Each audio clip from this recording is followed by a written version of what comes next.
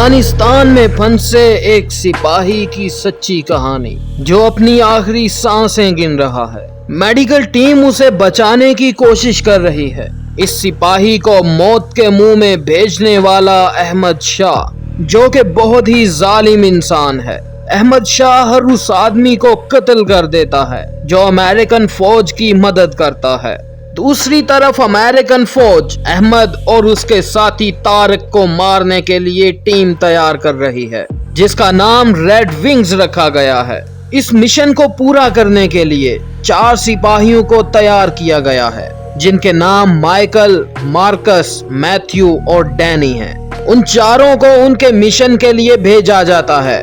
انہیں بتایا جاتا ہے کہ انہیں پہاڑوں سے 3 گھنٹے کا سفر کر کے گزرنا ہوگا اور وہاں نیٹ ورک کی بھی پرابلم ہوگی۔ وہ چاروں ایک جنگل میں داخل ہوتے ہیں اور اپنی منزل کی طرف بڑھتے ہیں۔ وہ لوگ اپنی منزل تک پہنچ کر احمد شاہ کو دیکھ لیتے ہیں، لیکن یہاں انہیں پتہ چلتا ہے کہ دشمن دی گئی انفارمیشن سے بہت زیادہ ہے۔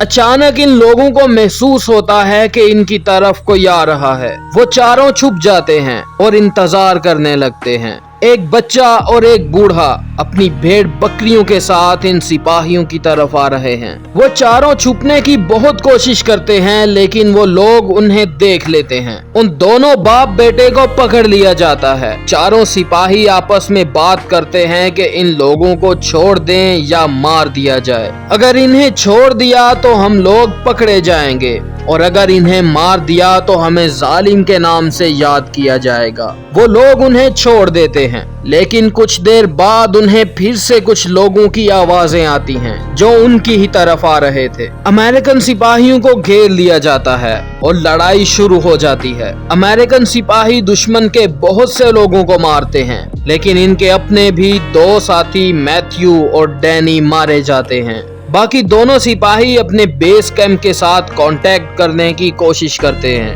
لیکن ناکام رہتے ہیں۔ وہ دونوں ایک پہاڑی پر جانے کا فیصلہ کرتے ہیں تاکہ بیس کیمپ کے ساتھ رابطہ کر سکیں۔ مرفی اس پہاڑ پر پہنچ کر بیس کیمپ کے ساتھ رابطہ کر لیتا ہے، لیکن احمد شاہ کے آدمی اسے مار دیتے ہیں۔ بیس کیمپ سے ایک اور ٹیم اپنے سپاہیوں کو لینے نکل پڑتی ہے۔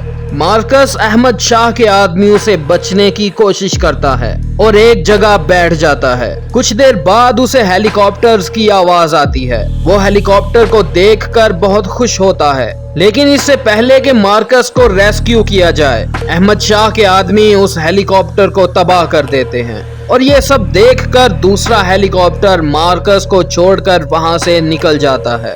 مارکس یہ دیکھ کر بہت ناراض ہوتا ہے اور زخمی ہونے کے باوجود وہ بھاگتا ہوا ایک جھیل کے پاس پہنچتا ہے۔ مارکس جھیل سے پانی پینے لگتا ہے، لیکن محمد گلاب نام کا آدمی اور اس کا بیٹا مارکس کو دیکھ لیتے ہیں۔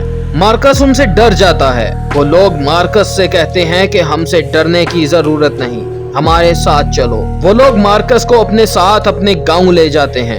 مارکس محمد گلاب سے پوچھتا ہے کہ تم میری مدد کیوں کر رہے ہو؟ محمد گلاب کہتا ہے کہ آپ ہمارے مہمان ہیں اور ہم لوگ مہمان کی بہت عزت کرتے ہیں۔ مارکس محمد گلاب پر یقین کر لیتا ہے اور اسے ایک نقشہ دے کر کہتا ہے کہ ہمارے بیس کیمپ پر یہ نقشہ بھجوا دو۔ محمد گلاب یہ کام اپنے ایک آدمی کو سونپتا ہے۔ اس کے بعد احمد شاہ کے آدمی مارکس کو ڈھونڈتے ہوئے اس گاؤں تک پہنچ جاتے ہیں۔ وہ لوگ مارکس کو مارنے والے ہوتے ہیں، لیکن وہاں محمد گلاب آ جاتا ہے اور ان سے کہتا ہے کہ اسے چھوڑ دیں، یہ ہمارا مہمان ہے، اگر اس کو کچھ ہوا تو تم لوگ بھی مارے جاؤ گے۔ احمد شاہ کے آدمی وہاں سے چلے جاتے ہیں۔ محمد گلاب مارکس کے کپڑے چینج کرتا ہے اور اسے کھانا کھلاتا ہے۔ کچھ دیر بعد احمد شاہ کے آدمی اس گاؤں کو گھیر لیتے ہیں اور وہ گاؤں میدان جنگ بن جاتا ہے۔ احمد شاہ کا ایک آدمی مارکس کو ڈھونڈ لیتا ہے۔ اس سے پہلے کہ وہ مارکس پر گولی چلاتا،